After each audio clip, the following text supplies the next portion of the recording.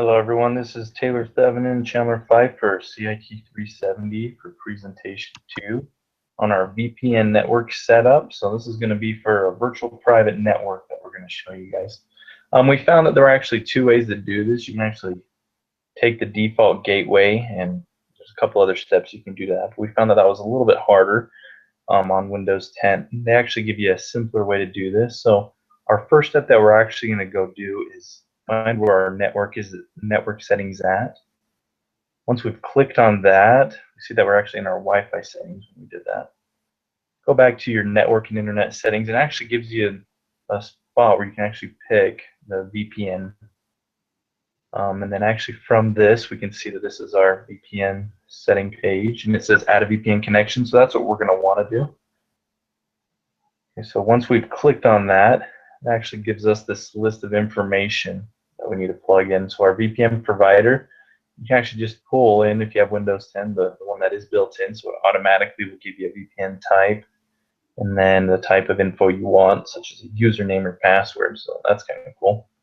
And then from here to setting it up, all you have to do is, put your network name, what you're looking for, and also your server name and address. So this is there's actually a library you can go into, and it can pull up any of your servers that are available that you can look into. And then if you have any other optional users that you want on your network as well, you can actually put their information in there as well. So that's kind of something cool that we found in setting up the VPN connection. I'm going to send you over to Chandler so we can talk about other information. Alrighty. So generally speaking, after you set up your VPN, you're going to want to figure out a way to limit your authorization for your users. And that's kind of where multi-factor authorization kind of comes in. So what is multi-factor authorization? It's actually a variety of ways to authenticate a user. Generally speaking, there's 3 different types that are commonly used. And those 3 types are what you know, what you have, and who you are. So what you know is, generally speaking, some information that you know in your mind that allows you to be authorized on the account that you're going to be using. What you have is something more of a physical sense of something that you possess that allows you to be authorized. And then who you are is kind of a biometric security standard.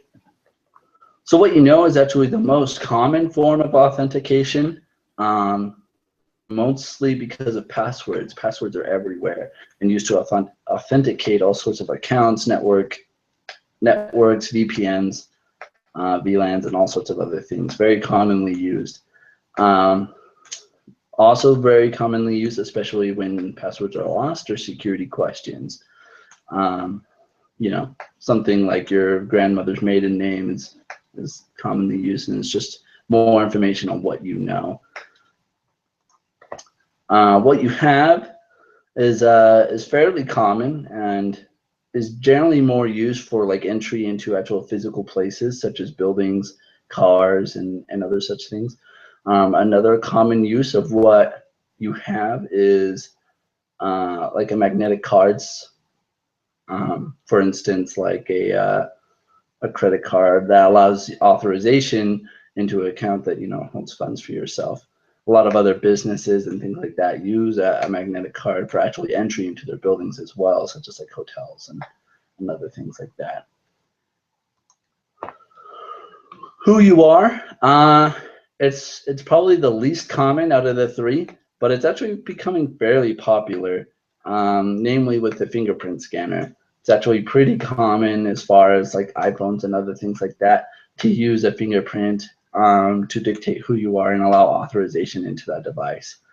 It's not just on iPhones though. Android devices are also obtaining that.